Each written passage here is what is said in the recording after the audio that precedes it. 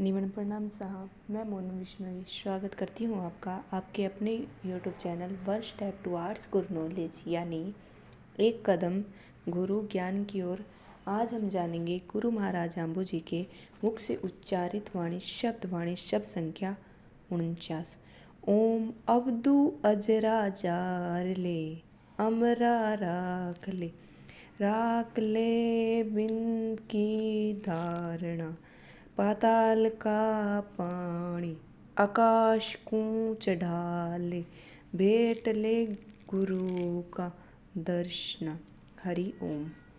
बात करें गुरु महाराज जाम्बू जी ने इस शब्द का उच्चारण किसके प्रति किया? जो लोहा पांगड़ लक्ष्मण नाथ का पहले शिष्य था, तो लक्ष्मण नाथ अपने दूसरे शिष्य को गुरु महाराज जाम्बू जी के पास भेजता है। उनमें वार्ता होती है, तो वो कहता है कि मेरे लक्ष्मण नाथ अच्छे हैं, उन्होंने उनसे मुझे ज्ञान प्राप्त हुआ है। तब गुरु महाराज जाम्बू जी ने इस शब्द का उच्चारण किया। आइए भावार्थ सहित जाने। ओम अवधु अजरा जार ले। हे अवधु, हे आयस, जो तुम्हें नित्य प्रति चलाने काम क्रोध मोह राग द्वेष आदि ये तुम्हारे अब तक चले नहीं हैं। जो तुम्हें नित्य प्रति जलाते हैं, कौन जलाते हैं? हमारे काम क्रोध लोभ मोह अहंकार राग द्वेष, ये अब तक तुम्हारे जले नहीं है। तो तुमने ऐसे गुरु को प्राप्त किया जिसने अब तक तुम्हारे काम क्रोध लोभ मोह अहंकार को ही नहीं जलाया।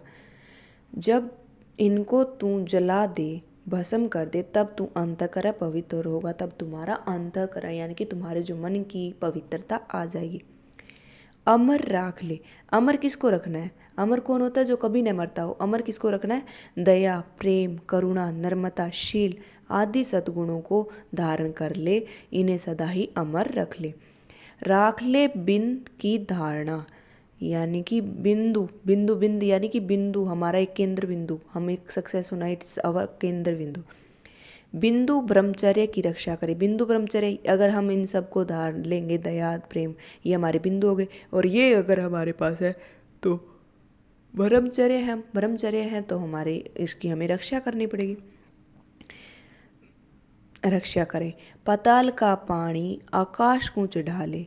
भावार्थ है, ब्रह्मचर्य सदा ही नीचे की ओर बहता है। यह तो इसका स्वभाव है तथा इसका स्थान भी नीचे है। इनको 10वें द्वार ब्रह्मांड में डाले। यानी कि ये नहीं कहा वे समुद्र में से बाल्टी भर के आकाश में ले जाओ, बिल्कुल नहीं।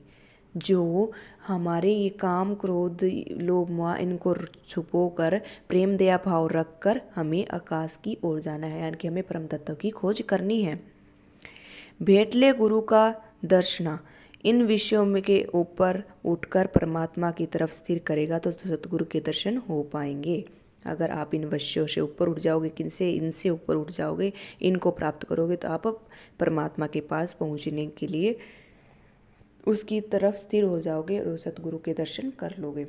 धन्यवाद। आशा करती हूँ आपको समझ आया होगा। आपकी अपनी मोनू विश्नोई।